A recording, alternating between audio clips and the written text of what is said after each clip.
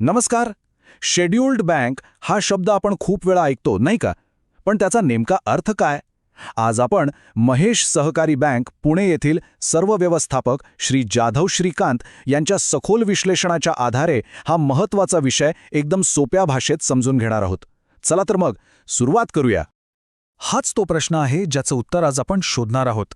अनेकदा आपण scheduled bank असं ऐकतो, पण या एका शब्दामागे काय काय दडलंय, त्या दर्जाचा नेमका अर्थ काय आणि त्याचं महत्त्व किती आहे, चला या सगळ्या गोष्टींचा सविस्तर आढावा घेऊया.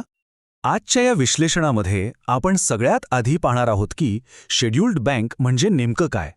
मग हा दर्जा मिळवायचा असेल तर काय निकष पूर्ण करावे लागतात, त्याचे फायदे काय आणि जबाबदाऱ्या कोणत्या येतात, 2024-25 मध्ये कोणते नवीन नियम आले आहेत आणि सर्वात शेवटी आजच्या काळात ह्या दर्जाला इतकं महत्त्व का आहे हे सुद्धा पाहू. चला तर मग आपल्या पहिल्या आणि सगळ्यात मूलभूत प्रश्नाकडे वळूया. शेड्यूल्ड बँक म्हणजे नक्की काय? हा फक्त एक टॅग नाहीये, तर ही बँकेच्या विश्वासार्हतेची आणि तिच्या आर्थिक स्थिरतेची एक मोठी ओळख आहे. तर एकदम तांत्रिक भाषेत सांगायचं झालं तर ही त्याची व्याख्या आहे. ज्या बँकेचं नाव reserve bank of India act 1934चा दुसऱ्या शेड्यूलमध्ये म्हणजे दुसऱ्या अनुसूचीमध्ये समाविष्ट केलं जातं, तिला शेड्यूल्ड बँक म्हणतात. ही फक्त एक नावांची यादी नाही, तर आपल्या देशाच्या मध्यवर्ती बँकेकडून मिळालेली एक खूप मोठी आणि औपचारिक मान्यता आहे. आणखी सोप्या शब्दात सांगायचं झालं तर या यादीत नाव येणं म्हणजे आरबीआय एक प्रकारे खात्री देत आहे की ही बँक आर्थिकदृष्ट्या मजबूत आहे आणि तिचे सगळे व्यवहार ठेवीदारांच्या हिताचे आहेत. साहजिकच ही एक मोठी गोष्ट आहे आणि तितकीच मोठी जबाबदारीसुद्धा.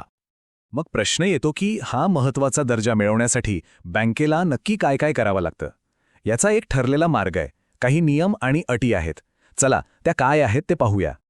तर बघा, अर्ज करण्याआधीच काही मूलभूत गोष्टी पूर्ण असाव्या लागतात. जसं की बँकेकडे परवाना असला पाहिजे, तिची आर्थिक स्थिती एकदम मजबूत आणि व्यवस्थापन उत्तम असलं पाहिजे. सगळ्यात महत्त्वाचं म्हणजे बँकेचे व्यवहार ठेवीदारांच्या हिताचे असावेत, भांडवल पुरेसं असावं आणि बँकेवर कुठलेही मोठे नियामक आक्षेप नसावेत. यातूनच बँकेच्या चांगल्या कारभाराची परीक्षा होते. ही अर्ज प्रक्रियासुद्धा अगदी टप्प्याटप्प्याने होते. सगळ्यात आधी बँकेचं बोर्ड ऑफ डायरेक्टर्स एक ठराव पास करतं. मग हा प्रस्ताव सगळ्या आर्थिक कागदपत्रांसोबत आरबीआयकडे जातो. तिथे त्याचं खूप बारकाईने मूल्यांकन होतं आणि सगळे व्यवस्थित असेल तरच सरकारच्या अधिसूचनेनंतर बँकेला अधिकृतपणे शेड्यूल्ड दर्जा मिळतो.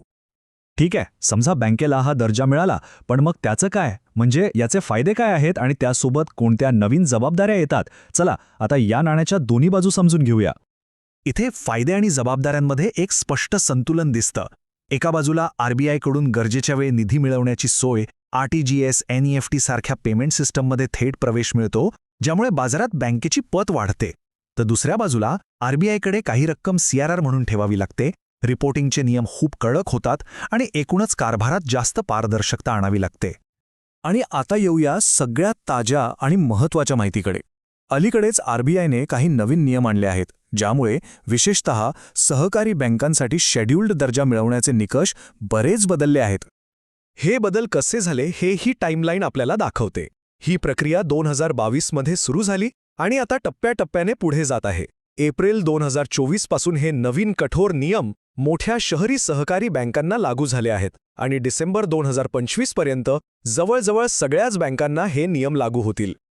या नवीन नियमांचं सार या तक्त्यामध्ये आहे. बघा, आता बँकेला फक्त किमान CRAR म्हणजे कॅपिटल ॲडिक्वेसी रेशो पूर्ण करून चालणार नाही, तर त्यापेक्षा 3% जास्त CRAR ठेवावा लागेल.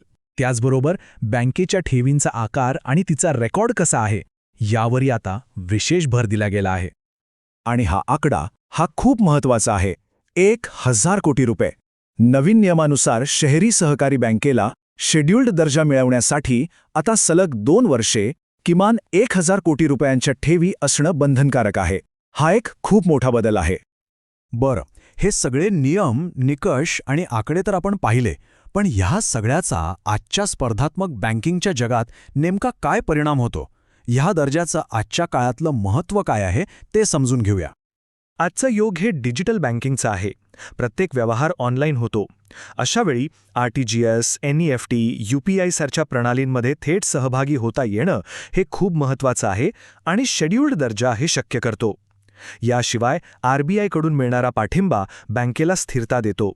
या सगळ्यामुळे ग्राहकांचा विश्वास वाढतो, जे आजच्या स्पर्धेत टिकून राहण्यासाठी अत्यंत आवश्यक आहे.